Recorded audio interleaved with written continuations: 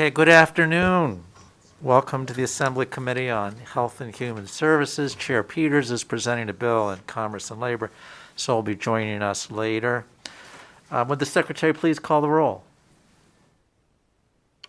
Assemblywoman Gonzalez. Here. Assemblywoman Garlow. Here. Assemblyman Gray. Here. Assemblyman Hafen. Assemblyman Hibbets. Here. Assemblyman Koenig. Here. Assemblywoman Newby. Here. Assemblyman Wynn. Here. Assemblywoman Taylor. Assemblywoman Thomas. Here. Chair Peters. Vice Chair Orentlicher. Thank you. And for when the other Assembly members arrive, please mark them as present.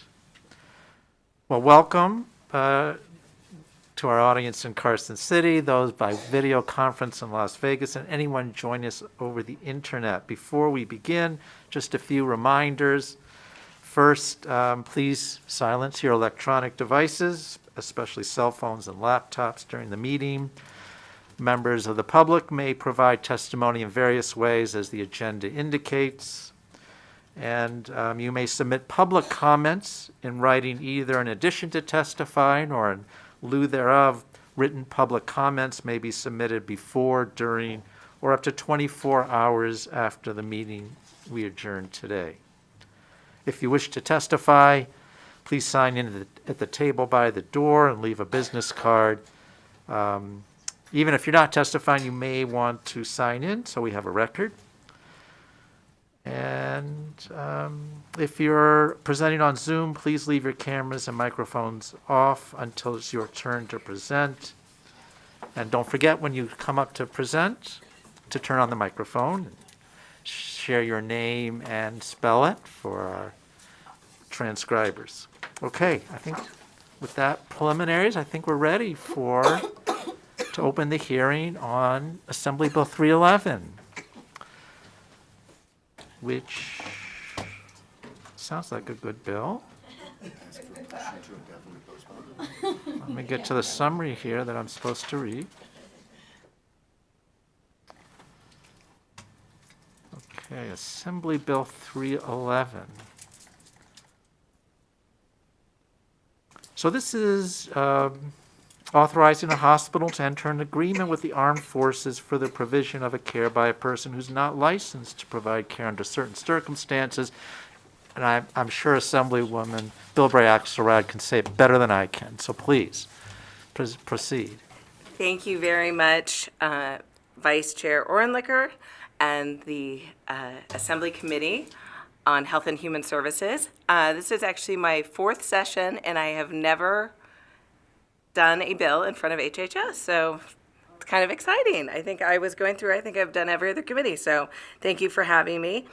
As you know, my name is Shannon Bilbray-Axelrod, and I represent Assembly District 34 in Clark County.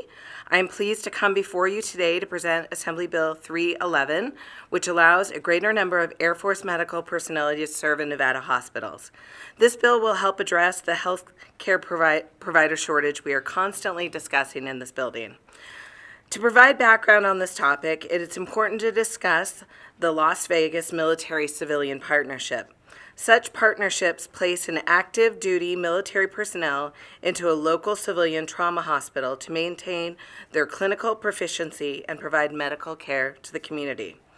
The Las Vegas partnership is the largest and most integrated program in the country and has supplied much needed healthcare personnel to the University Medical Center, known as UMC, Veterans Administration Hospital, University of Nevada, Las Vegas School of Medicine, and several other Southern Nevada facilities. This partnership has steadily grown and achieved its goal of preparing Air Force medical personnel for deployment, but Nevada law currently stunts the growth of the program because it currently limits armed force medical officers only. Assembly Bill 311 solves this problem by increasing the number of armed forces personnel who would be permitted to serve in Nevada hospitals. I will now turn it over to Dr. Jeremy Kilburn, who is in Las Vegas, joining us from Grant Sawyer. Dr. Kilburn is a critical care doctor at UMC and a colonel in the United States Air Force. He will give you some additional background and context of why this bill is needed. Thank you, Assemblywoman Bilbray Axelrod. You did such a great job. I don't know what else to say. But I do appreciate the opportunity to be here before the committee. And what I'd like to kind of do is briefly describe not just why we're kind of proposing this bill, but the reason behind it. So the military, the United States military in general, and the Air Force specifically, knows that we don't have enough volume or complexity in our military hospitals to make sure that our military medical personnel are ready for expeditionary deployment. The fact is that our beneficiaries just don't get sick enough, and there's not enough of them. And while I'm certainly not wishing harm on our beneficiaries, we definitely need to look, towards the civilian population to be able to keep up our skills. And like Assemblywoman Bilbray Axelrod said, this is the largest military-civilian partnership in the country by far. It's grown over the last 10 years that I've been here, and I'm currently responsible for and direct. We have over 100 fully integrated medical personnel with double or triple that number of rotators that come through every for 2-week instructional courses for clinical proficiency. So this is definitely vital to the Air Force Medical Service. And when I think about the Las Vegas Military-Civilian Partnership, I can't help but think of being battle-born. Not just because that's Nevada state motto, but because really October 1st, 2017 is when kind of all of this crystallized for us in a kind of serving the community way. Many of us responded just going to University Medical Center just because we heard about the shooting on the news, even a lowly pulmonologist like myself, but certainly our trauma surgeons, our nurses, and we made, I think, a significant impact. And really the community started to see us as an asset and a part of the community and as this being our home, not just someplace we're stationed. And so that kind of, really took off for us, and the Air Force dedicated more resources and personnel. And, Las Vegas is, as you all know, an underserved healthcare market. And so the Air Force sees this as a great opportunity for partnership. And that really continued through COVID, where instead of having to have outside Air Force, Navy, Army folks come in to the city, we were able to push forth our organic assets to help with pandemic and all hazards response. And one of the things we realized, it had been going on for a while, but definitely during COVID, I had RTs that were Air Force that I really struggled to get into UMC because they didn't have state licenses, because the military doesn't require them to have specific state licenses. Their requirement is to have a certified registered therapy degree, or RRT, a registered respiratory therapy degree. So they meet the federal requirement, but not the state requirement. And there's other career fields, surgical technicians, medical technicians that, our military folks meet the federal requirement, but don't meet the individual kind of particulars of different state requirements. So what this bill would do would be allow our Air Force medics, our enlisted medics, to practice to their full federal scope in civilian hospitals as part of a military training program. And I would finally note that this would not take the place of bargaining unit employees. This doesn't displace personnel. It's simply additive and very well received, I will say, on behalf of the civilian partners. And also, this would not apply to retirees or people doing off-duty employment or moonlighting. It would strictly be for active duty, this active duty program. So with that, I will conclude and thank the committee for its time and for the support of the Air Force mission in Las Vegas and our medical mission overall, and turn back to Assemblywoman Bilbray Axelrod, and with my many thanks for her support. Over. Thank you very much. Would you like to add anything before we go to questions? Shannon Bilbray Axelrod, for the record. I would just like to say that I have been so incredibly impressed with what I have seen.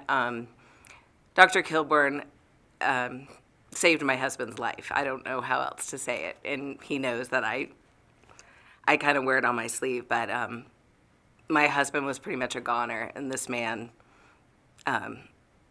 saved his life. So when I got to know him and I got to know about the program and just saw the level of care, expertise, commitment, and you all know how military feels about that, just to see that crossover and be part of our community and sharing with civilians in our state, I was happy to bring this bill. And like I said, he's being very modest because he was a goner.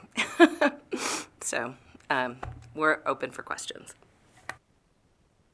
Thank you, and I'm glad that he was able to help out with your husband. That's great. Thank you. Assemblywoman Taylor. Thank you, Mr. Vice Chair, and thank you, Assemblywoman Chair Bill Ray Axelrod. Thank you, and thank you for sharing your story. I mean, that's pretty powerful stuff.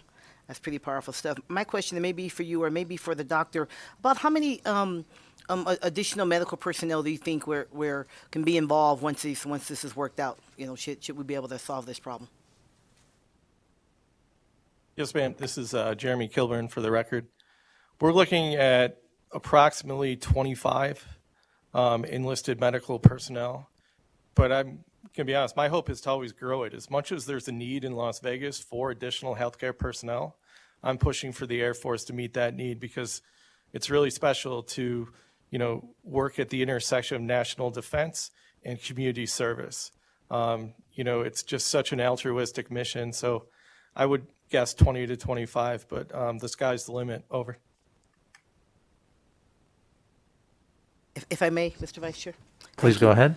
Thank you. It seems like such a natural solution to a really important problem is utilizing the great men and women in the Air Force that already have committed their service to the country and can help in the community that we know we need that kind of help. It's awesome. It's awesome. So it seems like it's something that makes a lot of sense to me. So thank you, Mr. Vice Chair.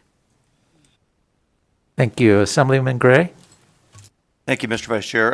Colonel Kilburn, Ken Gray, retired Air Force chief out of the medical service, former med tech. So question for you. Why isn't this being, and maybe the Assemblywoman also, why isn't this being opened up to Guard and Reserve units also who need this same kind of care? And will this apply statewide or just in Vegas? What are we looking at? And it's funny because I've been involved in many of these agreements, typically with the VA, but this is a great way to go. And a lot of these guys need this training. And will it also be available to X-ray techs? I mean, will it be available to all the enlisted career fields? Yes, sir. This is Jeremy Kilburn for the record. Great points, Chief. So the program is open to Guard and Reservists in Las Vegas. We haven't had a large throughput because a lot of times people are busy with their regular jobs. But it certainly is by design available for reservists and guardsmen to come through the Las Vegas Military Civilian Partnership Program. And we do have a program in place for respiratory technicians, pharmacy assistants, physical therapy assistants, among several others. I agree. My whole plan here was to make sure it was open to all enlisted career fields because they're all vital to expeditionary operations. Over. And I'm sorry, I forgot the last part. So this bill is open, is a state bill, obviously, so it'd be open to the whole state, but I don't know that there's the infrastructure that is required in other areas other than Las Vegas. However, if someone in Reno wanted to start a program like this bill would facilitate that. Right now it's concentrated in Las Vegas, and there's a lot of, Nellis Air Force Base and a couple other Air Force agencies that happen to be concentrated here. That is what makes it work. Over. Okay. Thank you. Ken Gray again, sir. Just for the record, you don't need to say over. It's okay. We're not on a radio, but good call. No, actually, there is, the infrastructure's up here. There's actually Air Guard medical units and Army Guard medical units that could get some very valuable training through the different hospitals we have up here. And Renown's the first one that comes to mind. But once you get this up and running down there, I'd love to come see it just as an old Air Force guy and former med tech. Thank you, sir. Thank you. Assemblywoman Newby. Thank you, Mr. Vice Chair, and thank you, Assemblywoman Bilbray Axelrod, for bringing this bill. My question is for Sergeant Kilburn. Colonel. Oh, I am so sorry. That was probably an insult. No, sorry, Colonel.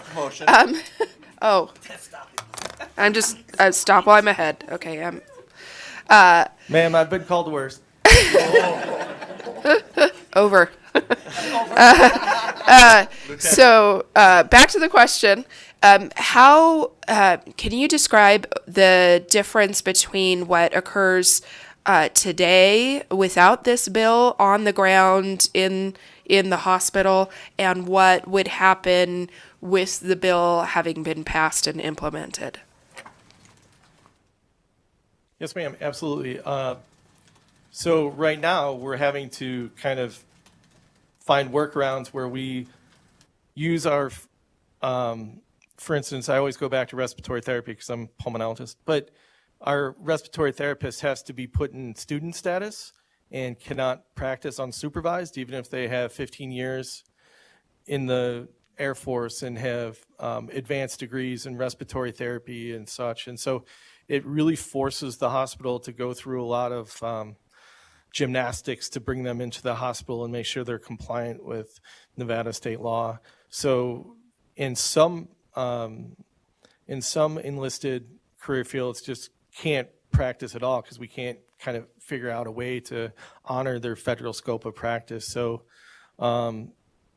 it would just make things much simpler and provide a lot more folks available for this training. Thank you. Assemblywoman Thomas.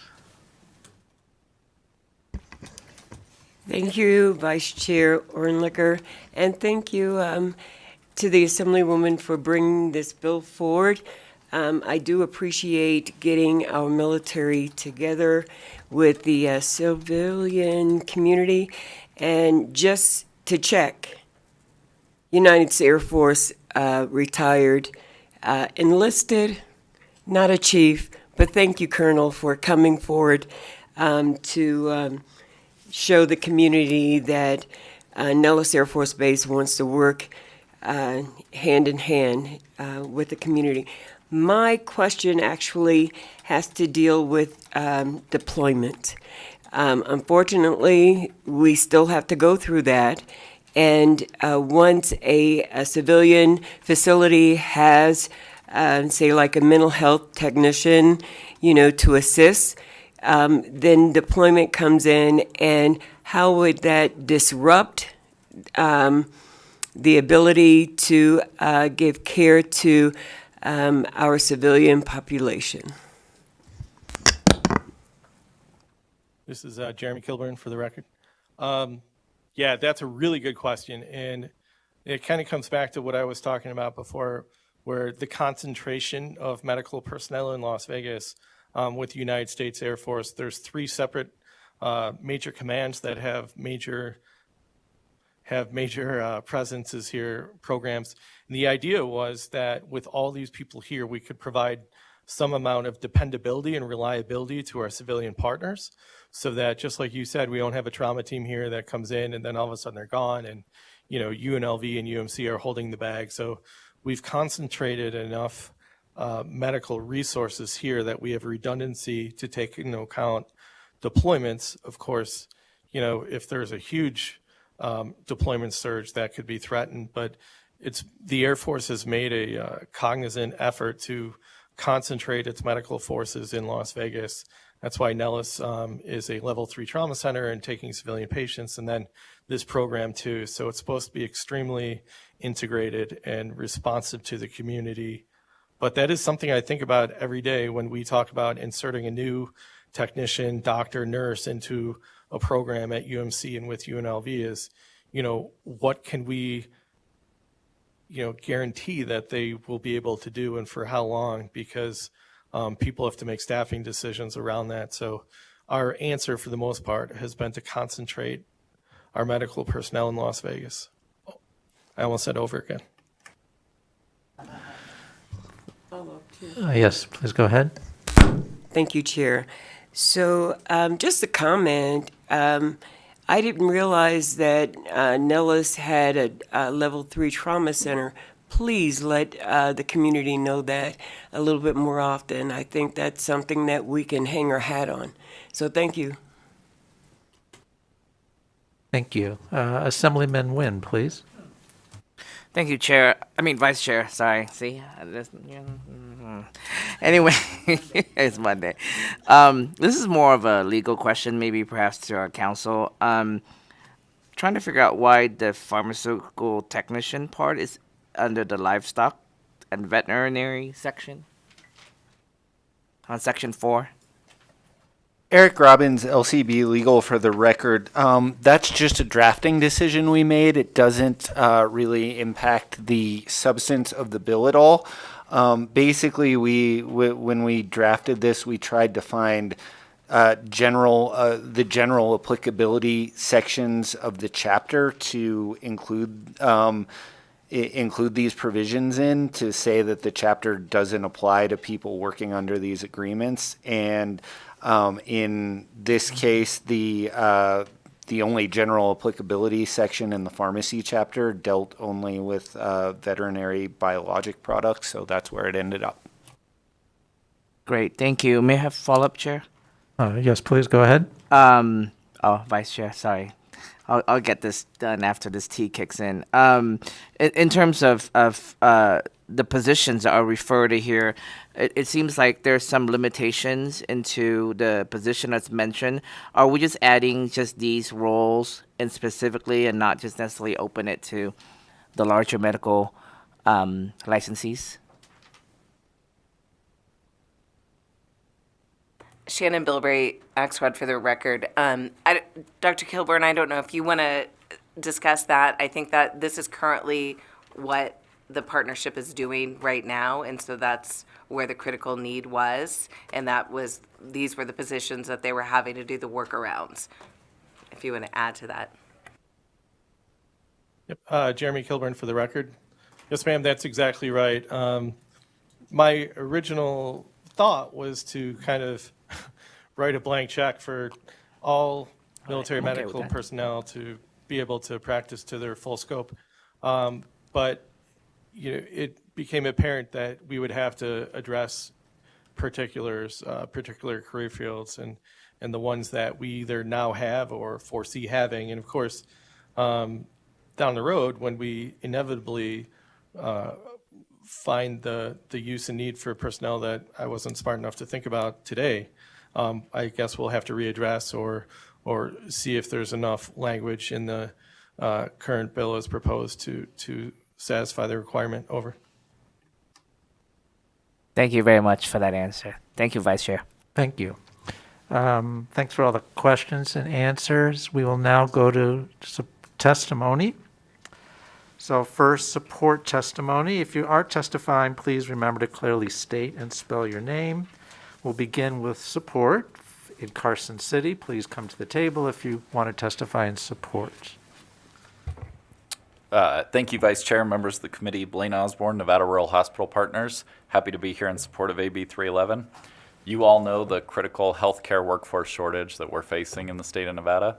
So if this does anything to bring more providers, we would welcome them with open arms, particularly in rural Nevada. Thank you. Thank you. Dr. Cole? Thank you and good day to the committee. Barry Cole, B-A-R-R-Y-C-O-L-E. To Dr., and I'm hoping I'm getting Dr. Colonel Kilbourn's name correctly? Yes. Colonel? Fantastic. Yes, sir. I used to train the psychologists that were deploying from Tripler Army Medical Center to Afghanistan. My theory was a psychologist knew more about the mind and the brain than a general surgeon, a trauma surgeon, or an anesthesiologist. I hope they performed well. They all performed excellently in the classroom, and on their last day I informed them, Now you have the privilege of killing people just like I do. So hopefully they took that seriously.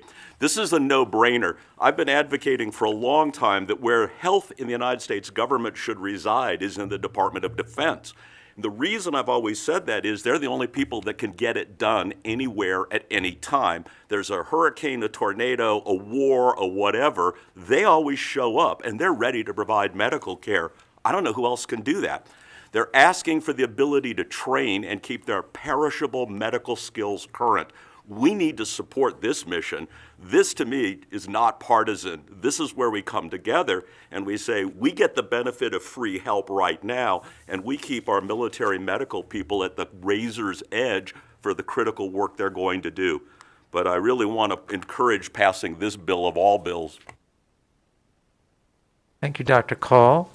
Is there anybody in Las Vegas who would like to testify in support? If you would, please join Colonel Kilburn at the table. Doesn't look like it. BPS, let's go. Oh, do you see anybody, Colonel? No, sir. I was just going to say I'm all alone. Okay, thank you. Any broadcasting services? Anybody who calling in to testify in support? To testify in support of Assembly Bill 311, please press star 9 now to take your place in the queue.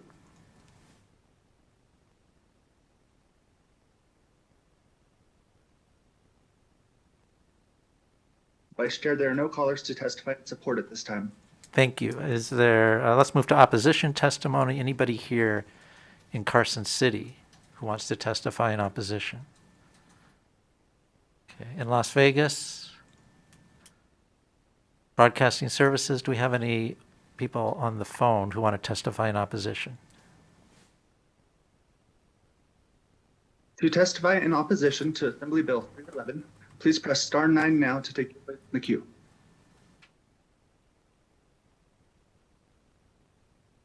Vice Chair, there are no callers to testify in opposition at this time. Thank you. We can now move to neutral testimony. Anybody here in Las Vegas, Carson City, please, who would like to testify in neutral? Okay, in Las Vegas, anybody in neutral? Let's go to the phones. Anybody in neutral on the phones? To testify in neutral for Assembly Bill 311, please press star 9 now to take your place in the queue.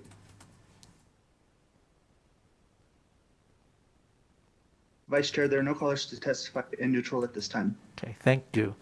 Assemblywoman, would you like to make closing remarks, or Colonel Kilburn, either one, or both? Well, I just would like to thank you so much for the committee. As I mentioned, I'd never been in this committee before, but you guys are so nice.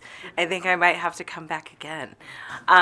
Thank you. Like I said, when Dr. Kilburn called me last session, I hadn't talked to him since my husband was released from the hospital, and I said, whatever you need, and we started working on this 2 years ago. And like I said, kind of wasn't really in my wheelhouse, but I knew it was a good thing. I knew it was the right thing to do.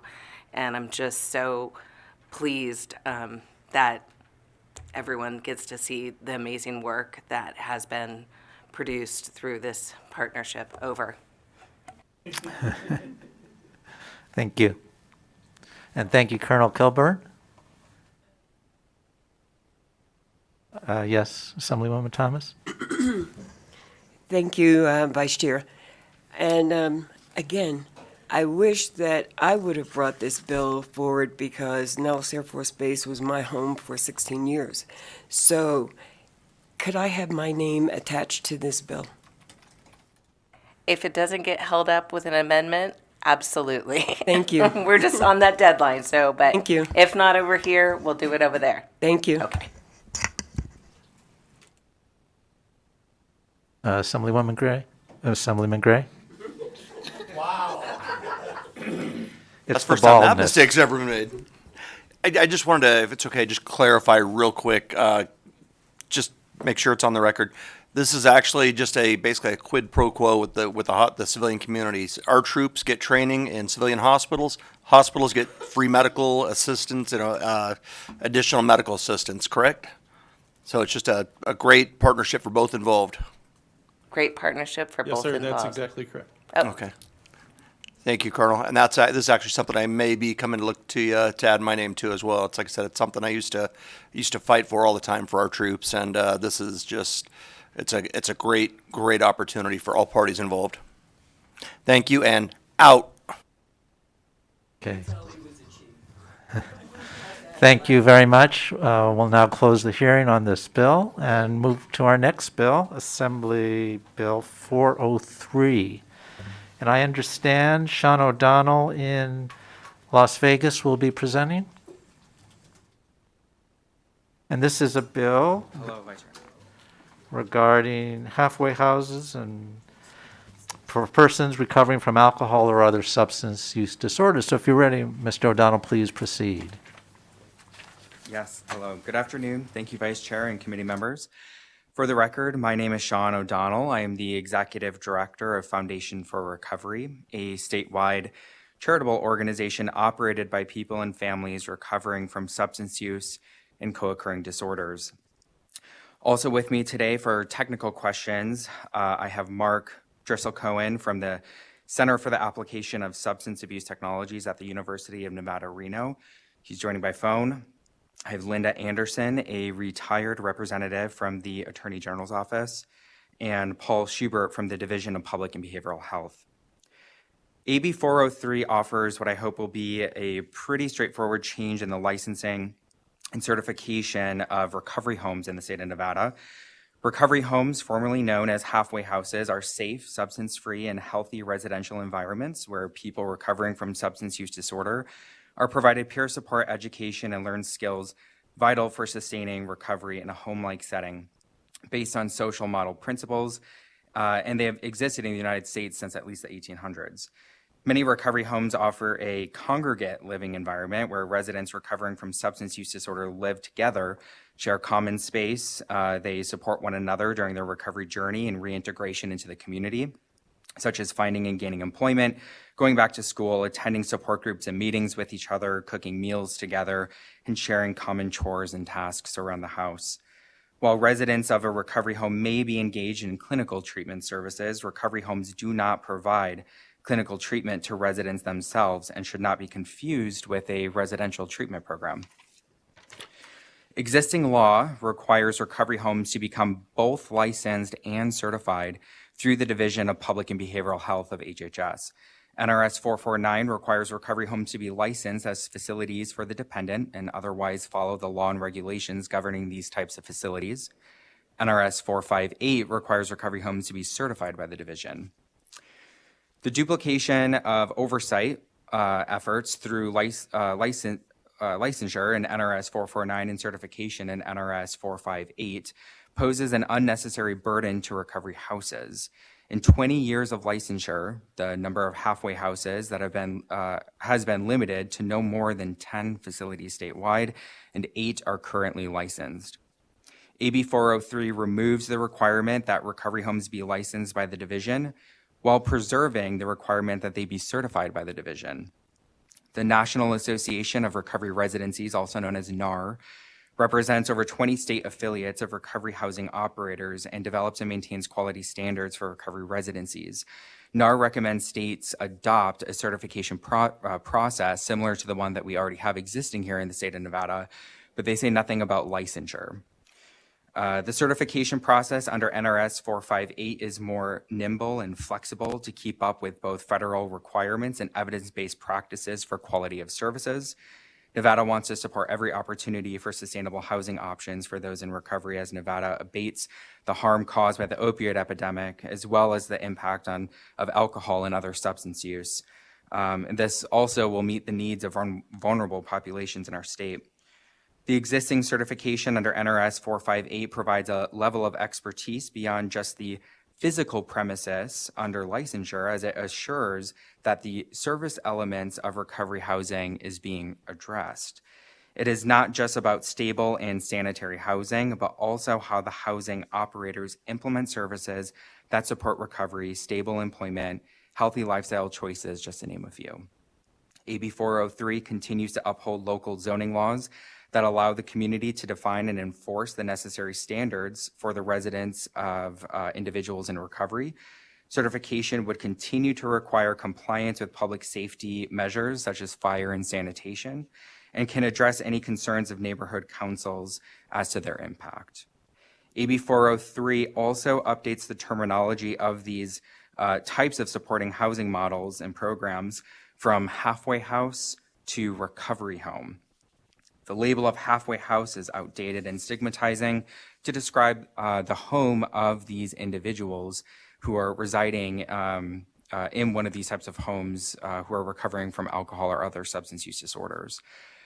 The model of incentivizing recovery housing operators to become compliant is much more aligned with best practices under a certification process compared to that of a licensure process. Certification of recovery housing services under NRS 458 would use financial incentives for ongoing compliance with safety and quality measures, such as access to grant monies for these services. Licensure, however, provides sanctions after deficient practices have been discovered. Overall, AB 403 allows us to step in the right direction toward national best practices and alleviates undue burden on existing recovery homes in our state. It continues to ensure the necessary checkpoints and oversight exist for recovery homes so they can provide safe, clean, and supportive living environments for my community of people recovering from substance use disorders. And of course, the certification process will continue to help consumers be able to identify homes that meet the quality requirements of certification. We would like to also offer a very small amendment to Section 10 as it relates to the effective date. Existing halfway houses will no longer require licensure under NRS 449 once they are certified under NRS 458 with this bill. So we propose extending the effective date by 6 months to allow for a transition period to enhance compliance, updating the effective date from July 1st, 2023 to January 1st, 2024. Thank you for your time and consideration. I'll turn it back over to the Vice Chair. Thank you, Mr. O'Donnell. So, we'll start with Assemblywoman Taylor. Thank you, Mr. Vice Chair. And thank you so much for the presentation and for the information here. I just have a question. The category, I guess, I should say, of a recovery home and separating that from halfway houses, I certainly understand it as it's laid out in the bill. Is this the best practice that you find? You talked a little bit about best practices. Do other states handle it in this manner, or what are you finding out there are the best practices? Yes, thank you. So through the Vice Chair, to address your question, yes, so most other states actually do have a certification process. Many other states have an affiliate, a NAR affiliate of various recovery home operators that come together to ensure compliance with a certification process. And I do just want to offer one clarifying point as well. So what this bill does, it doesn't aim to differentiate recovery homes from halfway homes. Those are essentially the same thing. We're just updating the name from halfway house to become a recovery home in the state of Nevada. And then we're also looking at removing the licensure requirement, but continue to uphold the certification requirement similar to what they recommend in best practices. Thank you. A follow-up, Chair, please. Yes, please go ahead. Okay, thank you, Mr. Vice Chair. Okay, so so really under this bill then, halfway houses would no longer exist, if you will, from a naming standpoint, but more so just all will be called a recovery home, same functionality and so on, but no licensure, but a certification as you described. Did I get that Yes, right? correct. Yes. Okay, thank you so much. Thank you for the clarification. Thank you, Mr. Vice Chair. Okay, thank you. So I would like to ask a question, please. So moving from licensure to certification, you've mentioned that there's still standards to observe and that this eliminates some unhelpful bureaucracy and barriers to creating these facilities. Are we losing anything in terms of oversight that's important, or was the oversight designed more for a facility that provides treatment, not for what these facilities are designed for? Thank you for that question, Vice Chair. And I do have with me today Paul Schubert from DPBH. Paul, would you like to answer that question?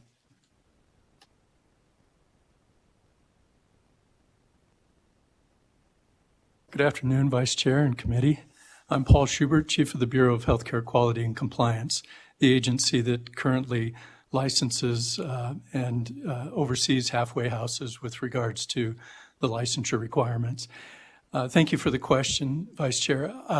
What I would offer is that the regulations currently are minimal regulations that ensure safety within the facility, but what we're looking at is there have been no complaints for several years in these facilities, and with regards to the complaints that we do receive, they are complaints about unlicensed halfway houses, and so this would eliminate some of the issues with regards to having to investigate complaints regarding unlicensed facilities, yet still maintain the requirements for certification of those facilities in order to receive reimbursement.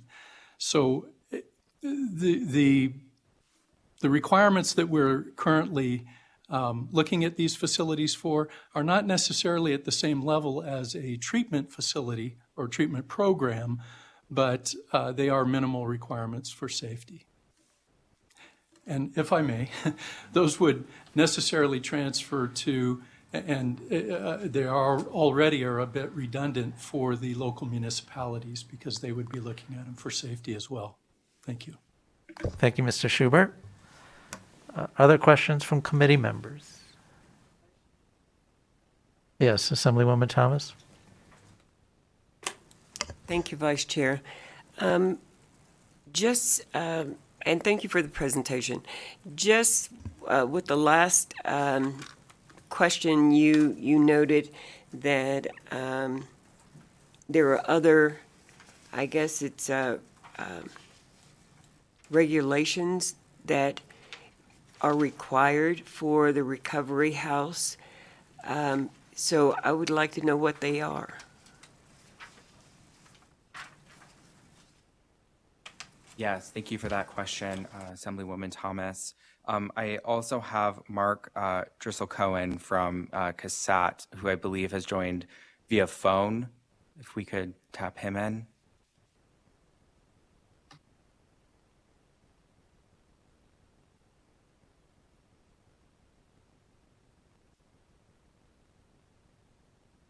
If you are Mike, one moment.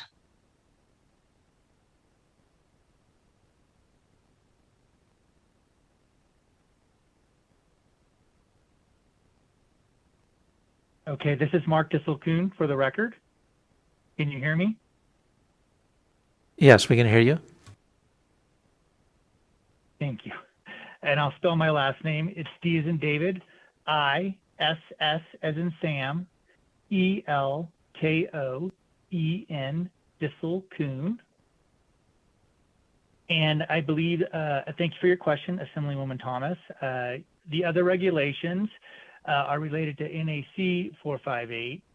And essentially within NAC 458, a lot of the same requirements are there as in NAC 449.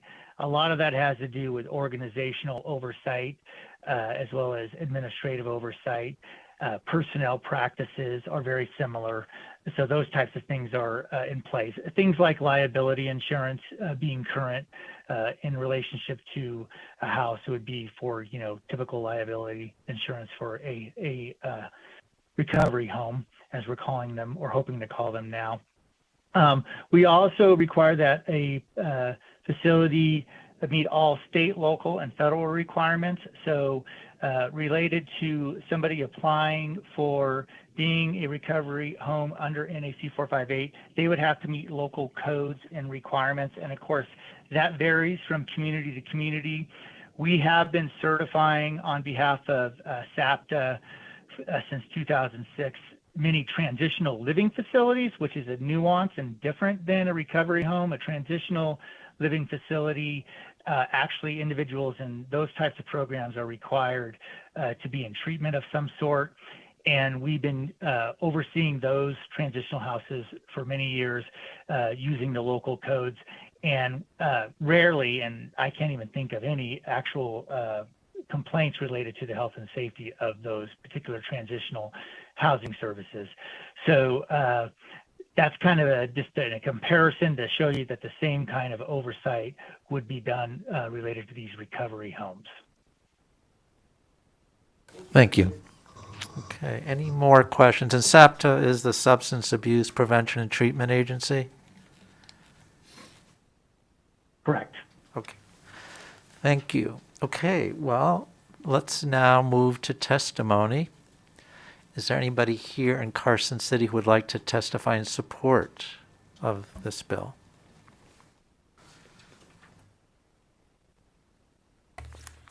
Good afternoon. Barry Cole, Barrycole. As some of you may remember, I'm the former medical director for the VA's Addiction Disorders Treatment Program way back when, and then a variety of jobs around the state, both with Northern and Southern Nevada adult mental health. We don't have enough halfway houses in Nevada. No surprise, we don't have enough of anything related to mental health in Nevada.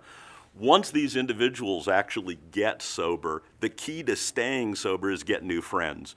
I mean, that's how they got into trouble to begin with, kind of changed their friendship relationships, change where they work, less noise, less blinking lights, like don't work in a casino. There's a chance they stay sober. I respect these facilities because they also have the unintended benefit of recapitulating what we knew from Alcoholics Anonymous back in the 30s. Whenever two alcoholics got together, they could have a meeting if there was a big book to pass around. It only takes two to have a meeting, so on-demand meetings are instantly available. I'll point out that a license is something you buy from somebody, the state, the local jurisdiction. Certification is a national level standard of excellence that you voluntarily rise to. So for someone to live in one of these facilities that is certified, I guarantee that there will have been a standard to make sure the physical space is habitable, it's safe, it's fire resistant. That stuff, I used to do facility accreditation myself, and that's exactly what I look for. Where were the fire alarms? Where were the fire extinguishers? So I think we can get the best of this and get more of these beds open with passing AB 483. Thanks. Thank you, Dr. Call. Would anybody else like to testify in support here in Carson City? Okay, in Las Vegas, are there people to testify in support of AB 403? Good afternoon, Vice Chair. My name is Linda Anderson. That's Linda Anderson. I had the great honor of being a retired Deputy Attorney General who got to represent both certification and licensing back over 20 years. And I can tell you this is the bill that needed to happen because not only are we updating stigmatizing language, but we're actually maximizing state services. So instead of having a duplication, even though the good folks at BHCQC and the good folks at SAPTA always worked very closely together, we can actually maximize federal dollars to provide more support to providers, which ultimately will provide stable housing. So I strongly support this bill. Thank you, Ms. Anderson. Anybody else in Las Vegas to testify in support of Assembly Bill 403? Okay, broadcasting on the phones. Do we have anybody to testify in support? To testify in support of Assembly Bill 403, please press star 9 now to take your place in the queue.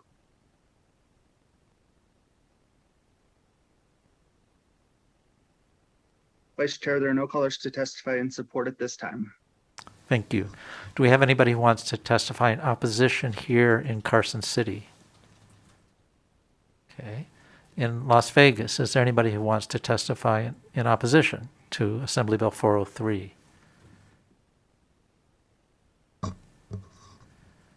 Okay, let's broadcasting. No one else is here. Thank you, Mr. Schubert. Broadcasting, anybody in opposition on the phone?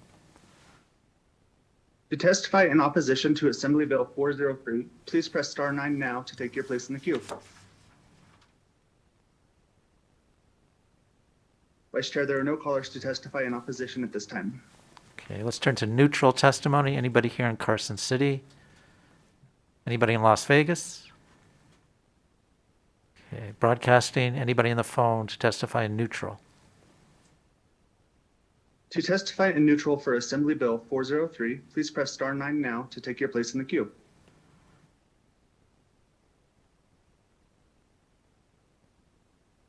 Vice Chair, there are no callers to testify in neutral at this time.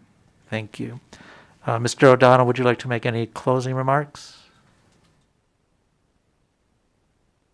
Yes, I would just like to thank again the committee and yourself, Vice Chair, for listening to this bill. As we heard from that previous testimony, there just are not enough recovery homes in our state. We're hoping this will remove barriers so we can have more recovery homes in our state.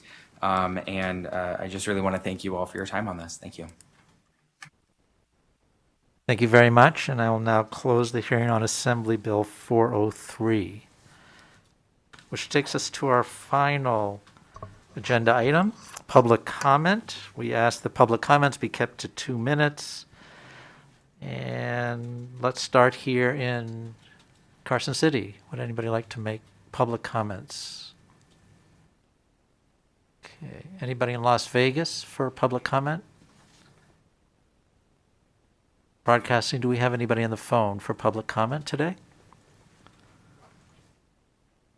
If you would like to provide public comment, please press star 9 now to take your place in the queue.